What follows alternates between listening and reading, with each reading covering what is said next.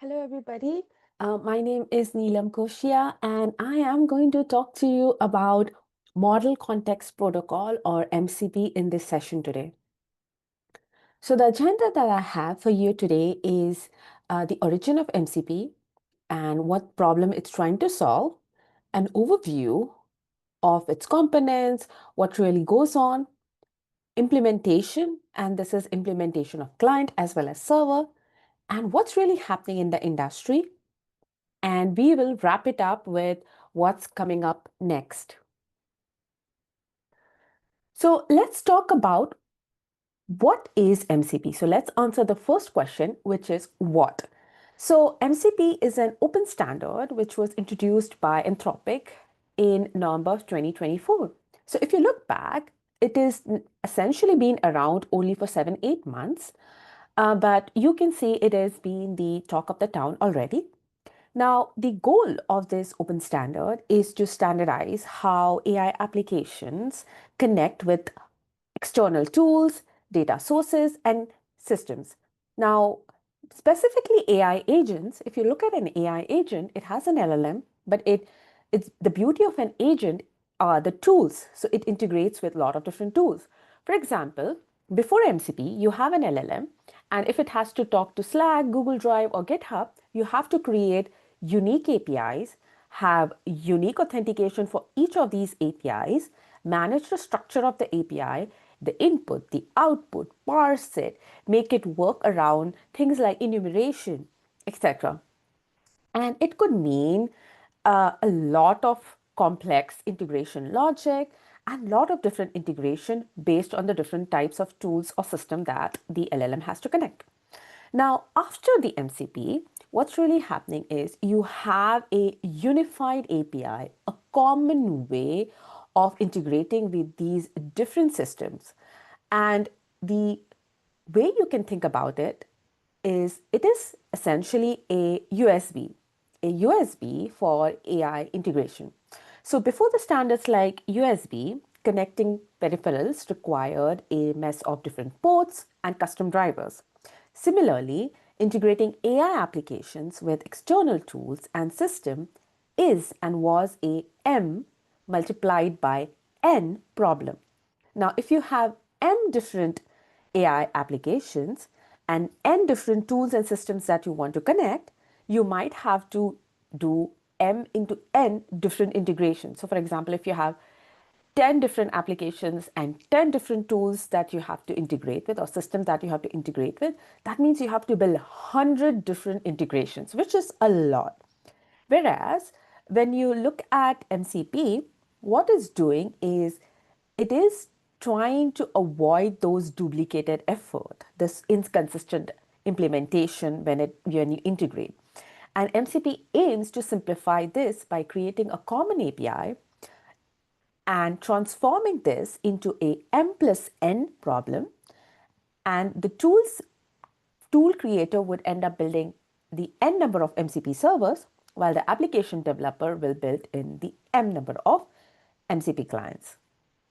So it becomes a M plus N problem. Now, without MCP, the fragmented AI development would look something like this. So if you have an application one, which wants to integrate with a specific tool, you would have to write custom implementation, custom prompt logic for that implementation, make that custom tool calls, and then that tool will go ahead and access those custom data. Now, if you have 3 different applications, you will have to do this 3 times over. Wherein with MCP, what it's doing is it's trying to standardize this AI application. It is essentially a protocol that standardizes how LLM accesses and utilizes external tools and data, essentially acting as a universal connector. You can think about it as the USB example that I gave before. And agents, on the other hand, are these entities which can then connect with these tools and data through MCP. So here you have a database MCP server which connects with database. You have a CRM MCP service which connects with CRM. You have a version control MCP server, let's say GitHub, which connects with the version control software. And you have the client on the left side, which is, calling the server. Now we will talk a little bit more about the MCP core component. So when you think about the MCP system, you would have these two main components. One is the MCP client. Clients are the ones who are going to make the request. And then you have the server, which are actually going to be processing the request, very similar to traditional client server definition. Now, the server typically includes a host, app, and an LLM component as well. And we'll dig a little bit deeper on the server side. Now, if you look at the host, these can be any kind of desktop application or custom built agent, which is having an LLM and which is also serving as an MCP client.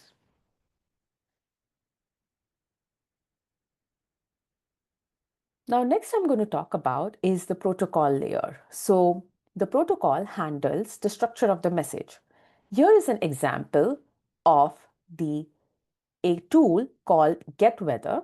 The request is formatted as JSON RPC 2.0. It includes an ID, method, and parameter. The standard format ensures interoperability.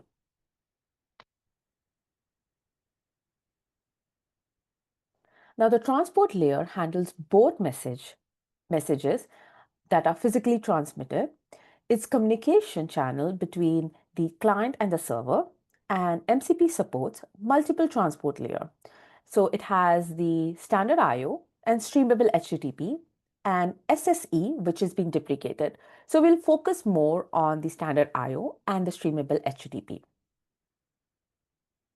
Now, if you look at the standard IO, these are the ones which are ideal for local integration.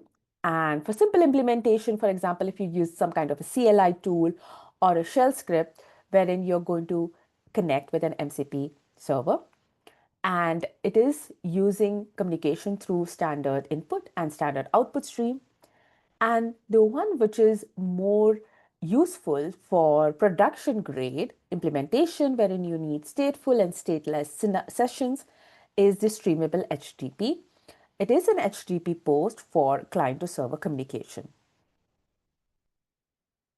Now, if you were to break down even further the concept of MCP client and MCP servers and what are the different pieces that comes along with it, are these three different constructs. So first one we have is the tools.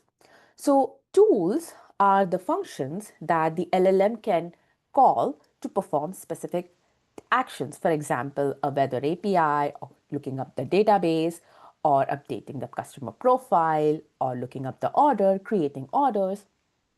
Resources are the data sources that LLM can access, similar to get endpoint in a REST API. And resources provide data without performing significant computation. Prompts, as the name suggests, are the predefined templates. So these are like prompt templates to use tools or resources in the most optimal way, and it is selected before running inference. Now, having these three different concepts of tools, resources, and prompts, these are the ones which the MCP server exposes. And the clients, actually, when they make a call to the server, they invoke or use those resources. So here is a little bit more deeper explanation of that, right? So you have your MCP server. The way you can call the MCP server is using the standard IO or HTTP streaming. And your host will actually invoke the question using this transport layer. And the MCP server will then use all of these tools, resources, and prompt, and then respond back to the host, whoever is asking question, and fulfill that request.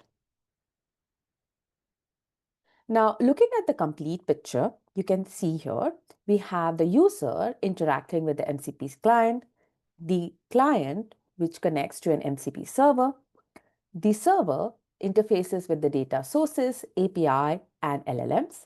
Now, this creates an end-to-end solution.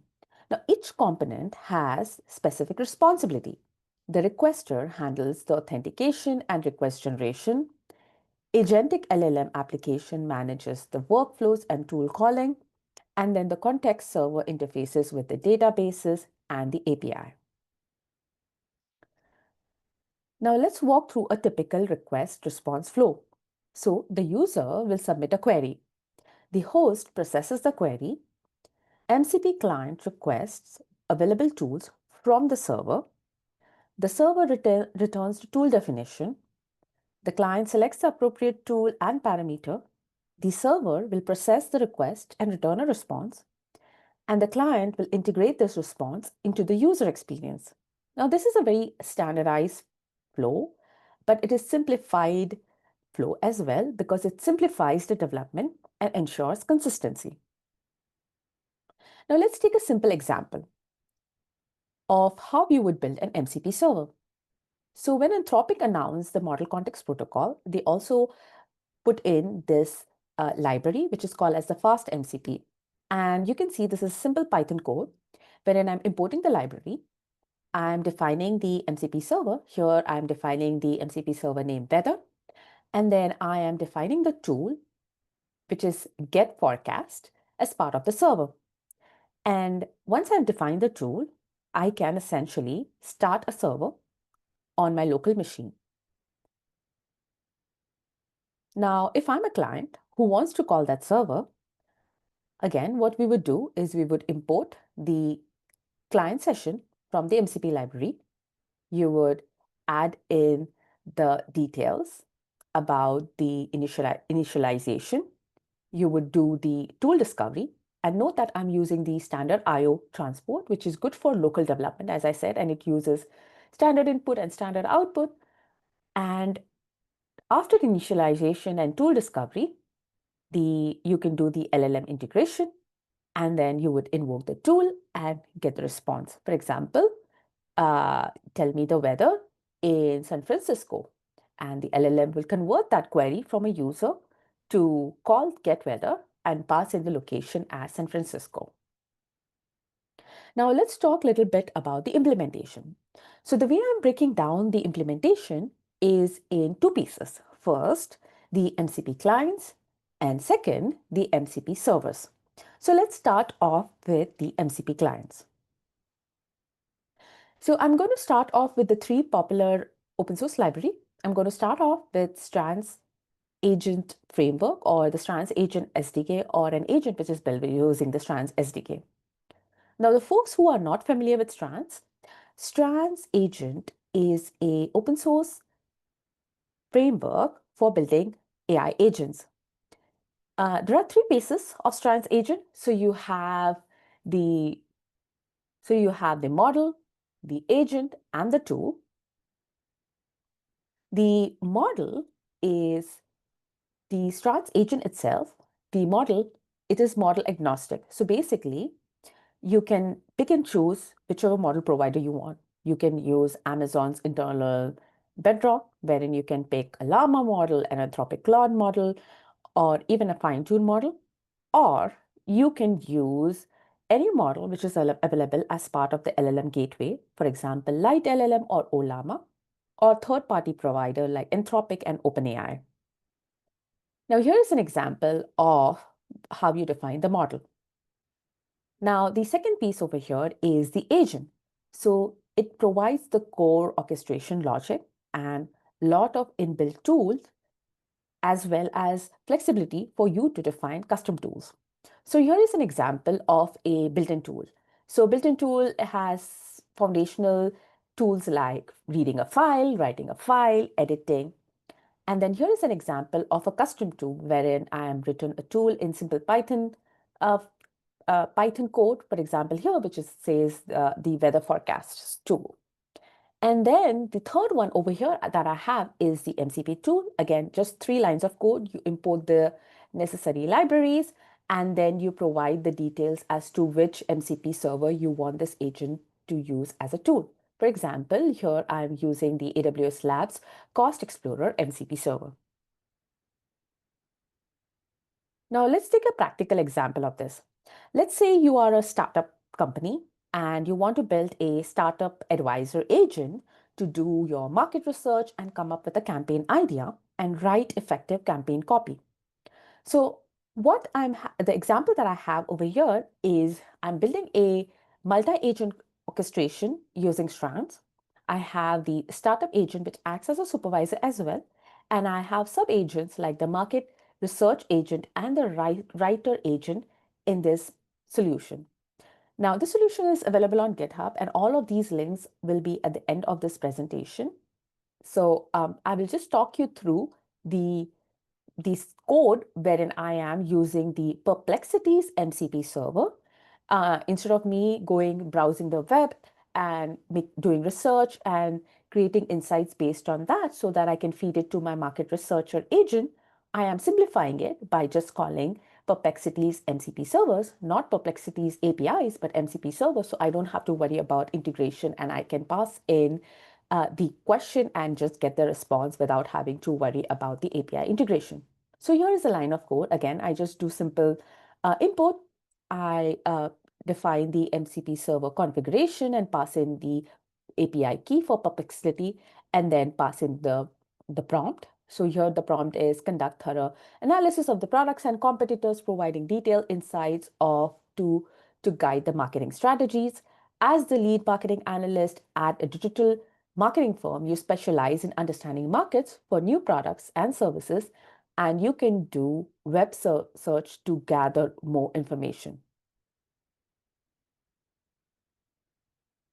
Now let's talk about, okay, so we define the agent. You do it in an IDP or on local machine, but in reality, you have to deploy it for scale and production grade. So the question is, where do we deploy these? And honestly, you can deploy and run these agents in any environment where you run Python application. And this would be your traditional Lambdas, EC2, ECS in AWS environment. And if you are following the New York Summit, you can also deploy this Strands agent in the Amazon Bedrock Agent Core, which provides you a fully managed functionality, but the flexibility of defining your agent in any open source framework and then using the environment and the managed functionality of observability, discoverability, gateways, which is available within the Amazon Bedrock Agent Core. Now, next up, I'm going to talk about the LangGraph agent, but just want to say that all of the open source frameworks that I'm defining, this slide still holds true that you can deploy it anywhere where you can run your Python application. Now, my infrastructure stack is more focused on of deployment is more focused on AWS, but I think you can find the related similar technology on the other hyperscaler and deploy it there as well. Now, the next one I'm going to talk about is the LangGraph agent. So LangGraph is part of the similar essential tool community from LangChain, and it provides it's a very popular open source agent open source framework and provides that graphical representation and lot of tool and capabilities of building agents. And this can be multi-agent, single agent, and more complex workflows around that. So even though the MCP was announced November 2024, 2 months around after that, so in Feb of 2025, we had the announcement from LangChain saying that they are going to, they announced the LangChain MCP adapters, which is a package that makes it easy to use Anthropic's MCP tools with LangChain and LangGraph. It does three things. First, it converts these MCP tools into LangChain and LangGraph compatible tools. It enables the interaction with tools across multiple MCP servers. And then the third thing, which is it seamlessly integrates the hundreds of tool servers already published into the LangGraph agents. Now, the next one of the open source framework of building agents, which is pretty popular, is Crew AI. I think a lot of the analyst reports and surveys suggest the simplicity of Crew AI as well as the production grade quality of Crew AI is the reason why it is so popular in the community. And similar to LangChain LangGraph, Crew AI also have an adapter wherein you can import the MCP server adapter and then provide the details about the tool and then point to the tool when you create that agent. Now, we talked about when you are having or using an MCP client within an agent. So mostly it would be workflow or if you have a conversational AI bot, etc. But what if you want to use it on a daily basis just to answer simple questions, specifically for a software engineer or developer portfolio? Most of them are already in an IDE, for example, Visual Studio Code or JetBrains. And all of these already have some kind of LLM-based application that can also act as MCP client. And some of the bigger names that you see in those desktop application includes Claude Desktop, Cursor AI Client, and from Amazon, we have the Amazon Q Dev CLI. Now, you can see in this diagram different types of, in this picture here, different types of clients which are available and the capabilities. And you'll also see additional notes on the right-hand side. And I will share the link to this particular page at the end of the session. Now, next up I'm going to talk about is the way you're going to deploy the MCP servers on AWS. So we talked about the client. Next, we're going to talk about the servers. So even before I can talk about the different ways of doing it, I want to call out that when we say MCP servers, there are two types of MCP servers. First one is when you have a local MCP server, when you run the server and the client on the same local machine. Great for local development, early development, trying to figure out prototyping and testing and debugging. And for simple local dependencies, I think it's good to use local MCP servers. But in reality, at the production grade, you would end up using something called as the remote MCP servers. And this is wherein the client, this MCP client and the MCP servers are on different machines. And these are ideal for production grade. It has all the security measures in place. And then it can be used for real production workloads. There might be cases wherein you want to access the same server by different clients. So having a remote server makes sense there. Just putting a picture to the thought process or a visual to a local MCP server and the remote MCP server, you can see here the MCP server A, which runs on the same machine as your client, which is on your own computer right here, is the local MCP server, wherein the remote MCP server is something which runs on a different machine and you access that over the internet. So the transport would be the HTTP streamable for the remote MCP servers. Now let's talk about the server hosting architecture with that in the mind, right? So MCP architecture is still evolving to be more cloud native, and we are transitioning from a simple local deployment to a distributed pattern. And you can think about it, you start off with local, then we have remote, and then in the future, we might even have a server farm wherein you don't only not only have one remote server, but you have a entire server farm, which is um, a managed collection of tools, if I may say so. But now we are going to focus more on the remote MCP server. So one of the ways you can think about it is using um, serverless technology. And you can use, first one in AWS lens comes into mind is Lambdas. And it is a fully managed capability. You only pay for what you use. It's been a mature service. It's been around for many years. So you already have the CI, CD. You're familiar with the toolings, how to integrate, etc. So it's a very easy push or easy learning curve for a lot of folks. The second one is the stateful way, but serverless, is the AWS Fargate. And we'll talk a little bit more of both of these in a minute. So for the stateless MCP servers, here is a sample Lambda code. So I am importing the MCP Lambda handler library from the MCP Lambda AWS Labs. And in the handler, I'm defining the name of my server and versioning, and then I'm defining my tool with the standard at mcp.tool, which is a very simple function wherein it's calculating, adding, subtracting, and multiplying, and so on and so forth, right?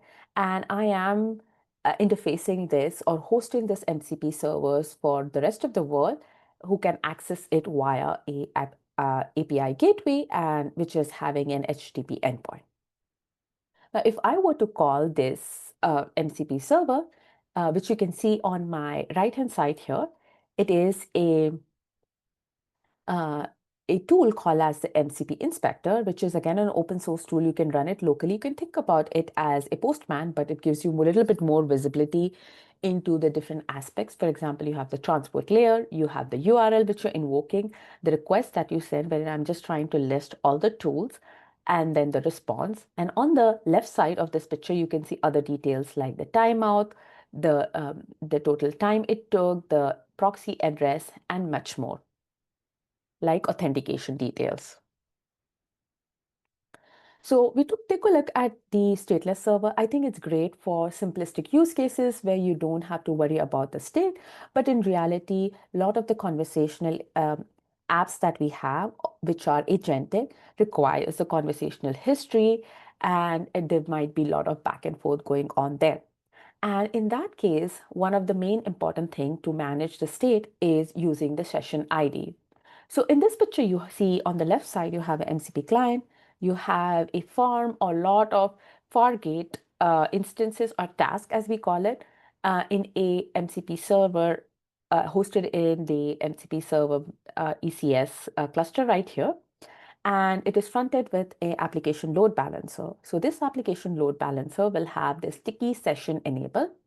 And what would happen is the MCP client will start off by initiating a session and get that MCP session ID, as you can see that.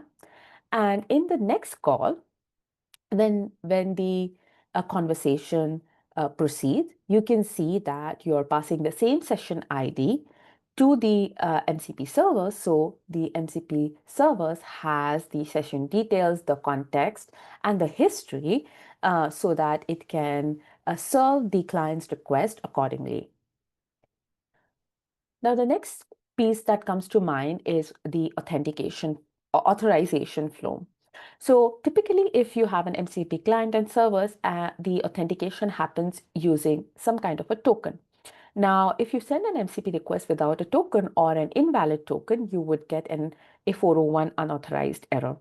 And the way you can think about implementing a token system is by using a service like, say, Amazon Cognito, wherein the MCP client would request a token. And in the future request, the next request, the MCP request would be made using that token which was requested. The server would then verify the token using Cognito. Once it's verified, the server would go ahead and process the request and send the response back. Now, we talked about a lot of the servers. Now I'm going to talk about the reference architecture for hosting one of those servers and the sample code for that. So here is the AWS solution library, and you can see very similar services which we saw in our previous slide. So you have the ALB, you have the MCP servers backend using AWS Fargate or Lambda, whichever way. And then you have an MCP auth server, which uses the Cognito for the token management and the user authentication. And all of it is fronted with the ALB, which has um, the sticky token, the sticky session enabled, and we have the uh, fronted app like WAF for prevention against SQL injection or DDoS attacks, and then all the other important services in the ecosystem, which include secret managers if you want to access any other databases or APIs, etc., and parameter stores. So let's talk about what's really happening in the industry. So when MCP was launched, you can see that it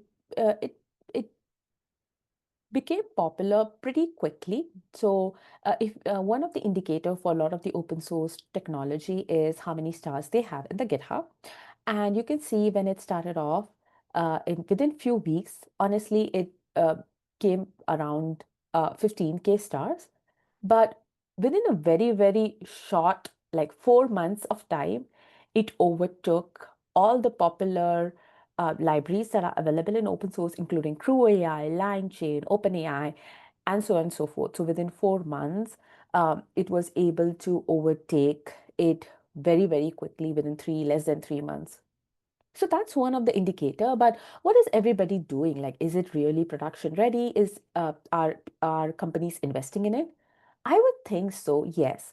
So if you see the first screenshot that I have, a lot of the payment industry vendors with whom the merchant APIs or the retail e-commerces integrate with via API, they are really embracing the MCP protocol. The reason is instead of having those complex integration, they can just provide the tool, and the other systems can then integrate with them using the MCP, just simplifying the integration and the time it's required. Um, so a lot of the industries in payment for sure. You can see the Expedia also having the MCP servers. Some of the popular SaaS products like Slack, ServiceNow, Twilio, Salesforce, all of those, including Altition, who has Jira, Asana, all of these companies coming out announcing the support for MCP servers to automate the development. So here I have an example of a PayPal. So these are the different APIs that PayPal has, and they do have hundreds of APIs and very complex input and output API, including enumerations and hundreds of fields that you might have to map, pass, and take care of. And so they came out with this PayPal Agent Toolkit, which you can integrate using MCP.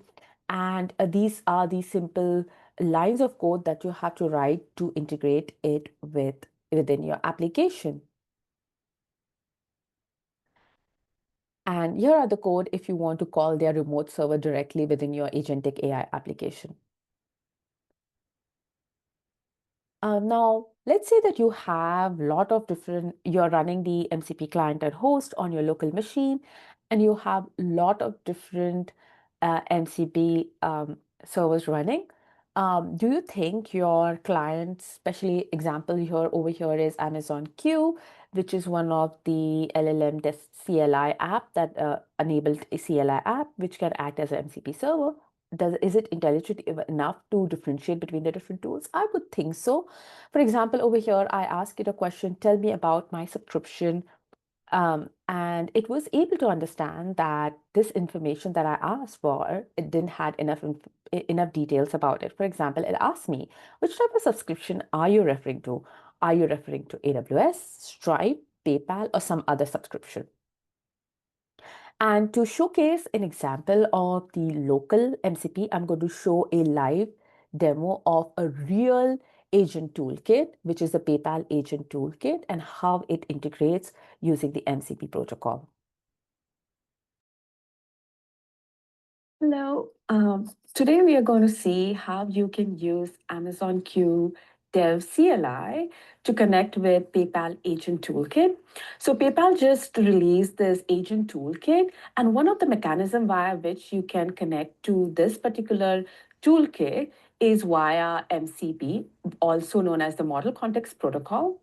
And the available tools that PayPal Agent Toolkit has is pretty extensive. So it has the invoices, orders, dispute, shipment, products, transactions, subscription, etc. So pretty rich catalog of tools that are available.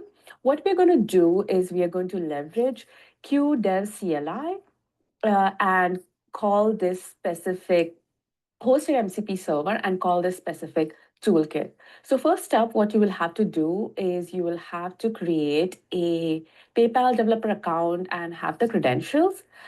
Next up, you will have to do a simple step, which is to host that MCP server.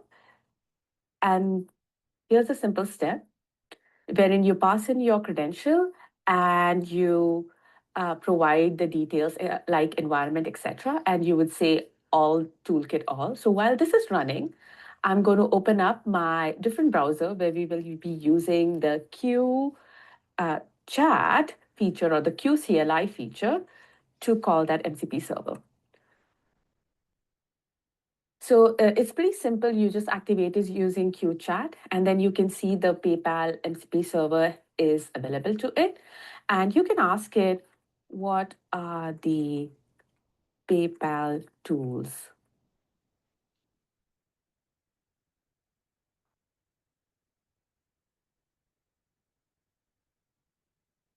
And you can see that it lists all the different tools that are available via that MCP server. Now, next up, I'm going to ask it a specific use case. So list all my invoices.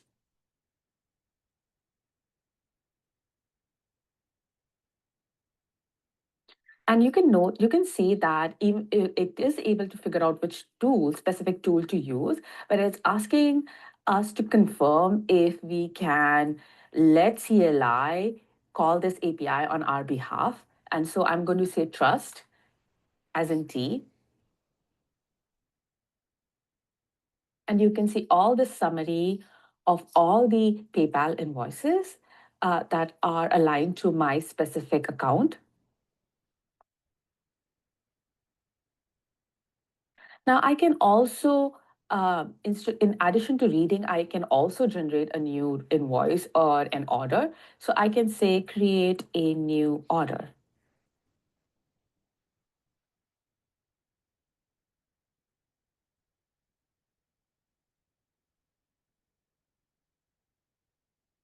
And it's asking me to provide some information. And I can say USD, MacBook Pro, 10 count,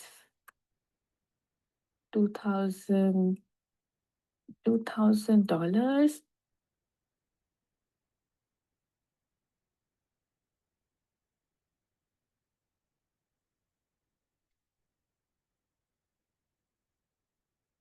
And again, it's asking us to allow the action.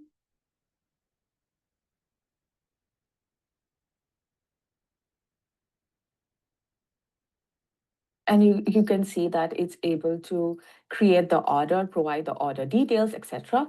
Now let's confirm it by making sure that that order was really created. So list all my orders.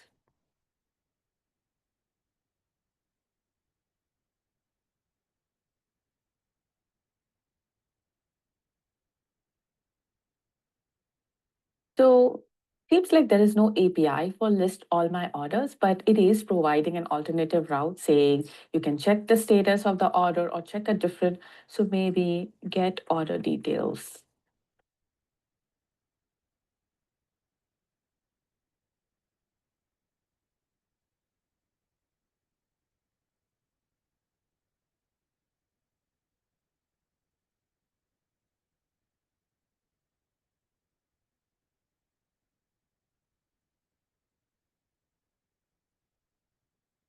And you can see all of these information about the order was provided here. So in a very simple way, you can just integrate the PayPal MCP server with QDev CLI.